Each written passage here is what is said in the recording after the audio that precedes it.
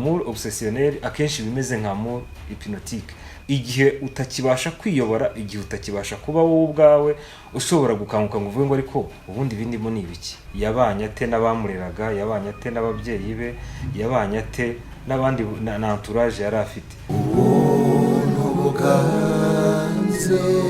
Kunama TV. Nshuti bavandimwe mbakunzi y'Inama TV, ngiye kugaruka nanone subiza ubutumwa twahawe n'umuvandimwe n'inshuti y'Inama TV. Mureke tugukurikire twumve uko bumeze, ubundi twumve neza icyo twafashe n'umuntu n'uburyo isobanuro twamuha kugira ngo amenye neza icyo yasobanuje aho kiganisha. Muraho murakomeye, nanjye nifuza gusobanuza no kugisha inama. Mfite umusore tumaranye amezi dukundana, ariko ibyo bimaze kumbera urujijo. Iyo tugiranye ikibazo ararakara cyane, akamera nk'umusazi, akamenagura ibintu, nanjye akankubita. Namubwiye ko mbirambiwe tuzatandukana, ararakara cyane, ambwira ko ataba atamfite, ko yakwemera akanyica nawe akiyahura. Njye nahiye ubwoba. Nkuko mwabyumvise rero, muri uru rukundo ko harimo ikitagenda. Niba abantu bakundana bikagera ku rwego rw'uko umwe akanga undi amwumvisha yuko kuba hazamo urupfu bishoboka, ni ikimenyetso cy'uko urwo rukundo ruba ruri mu bibazo. Bishobora kuba ari iby'umuntu ku giti cye, cyangwa se bikaba mu by'ukuri ari ibigendanye n'uburyo bamenyanye cyangwa babanyemo. Muri rusange, urukundo ni ikintu cyiza, rutanga ibyiza. Iyo mu rukundo hatarimo umunezero, biba byatangiye kuba ikindi kintu, ntabwo biba bikiri urukundo. Ariko ku kibazo cy'umwihariko cy'uyu musore, mu makuru makeya numvise, hariho ibibazo byo mu mutwe umuntu yasa naho abigereranya cyangwa bisanisha nabyo. Mu nkundo hariho ubwoko bwinshi bw'inkundo zirimo pathology, ariko uru rukundo rupfuye cyangwa rutari rwiza rurimo ibibazo, urukundo twita amour obsessionnel. Ni urukundo rubuza urufite guhwema, gutuza no kubasha kurubamo neza. Akumva uwo akunda atamufite ntiyabaho, atamufite nta kindi afite, ntafite n'ubuzima. Niyo mpamvu byitwa obsession, amour obsessionnel. Ni ukuvuga rero akenshi mu iki kibazo kiba gituruka mu mateka y'ufite uru rukundo ruri obsessionnel. Usanga akenshi bituruka uko umwana yakuze, yarezwe. Ugasanga akenshi biturutse kuri enfance yiwe, mu buto bwiwe, mu bwana bwiwe. Yabanye ate n'abamureraga, yabanye ate n'ababyeyi be, yabanye ate n'abandi na entourage yari afite. Akenshi iyo umuntu yakunzwe, agakundwa neza, agateteshwa, agahabwa urugwiro, agahabwa nyine urukundo baho umwana wese, akenshi ntagira ikibazo mu rukundo iyo amaze gukura. Arababara akabyemera, yanakwishima akabibamo neza.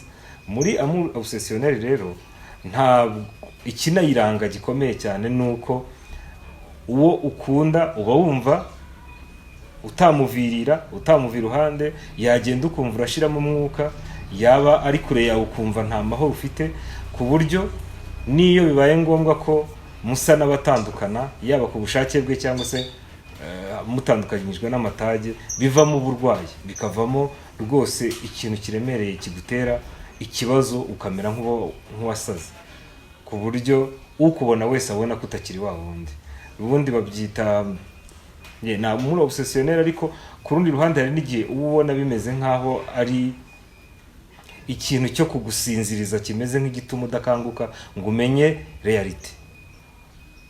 Umuntu bajya banabwita ko ari amour hypnotique. Donc uwa wakunze ukaba nk'uwabaye hypnotize.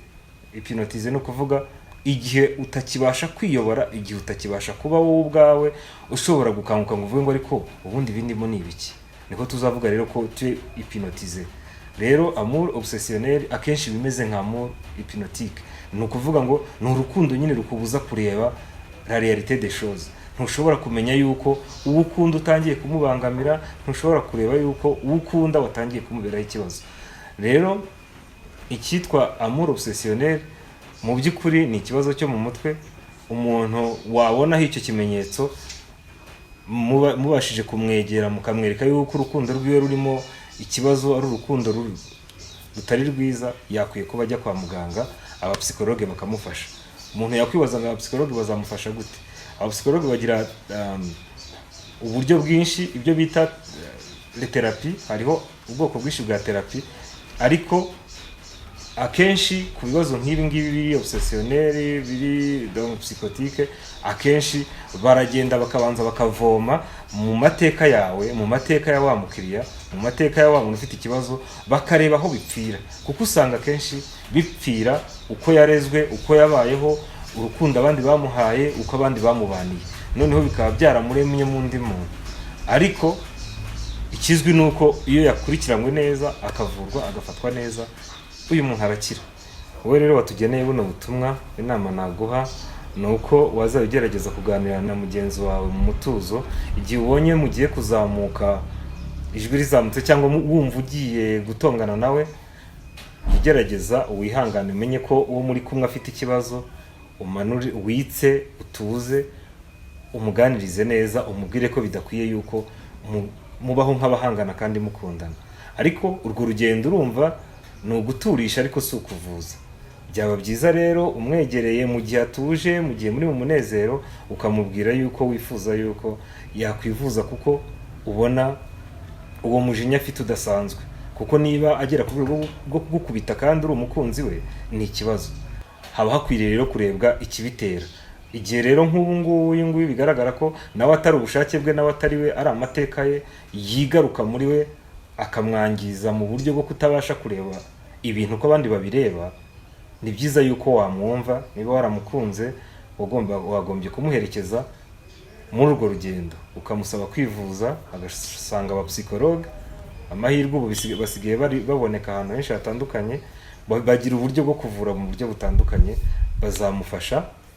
Ariko kandi nawe ubikurikirane, urebe ko koko bigenda bihinduka. Bitabaye ibyo yazakumugaza, urumva ntago ari ibintu byiza. Akoze rero, turashishikariza n'abandi kuzajya baduha ibitekerezo tukabiganiraho.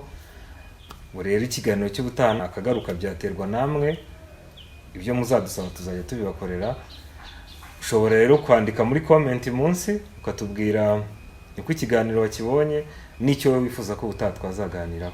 Ariko kandi ntibibagirwe no gukora subscribe cyangwa s'abonner pour les francophones.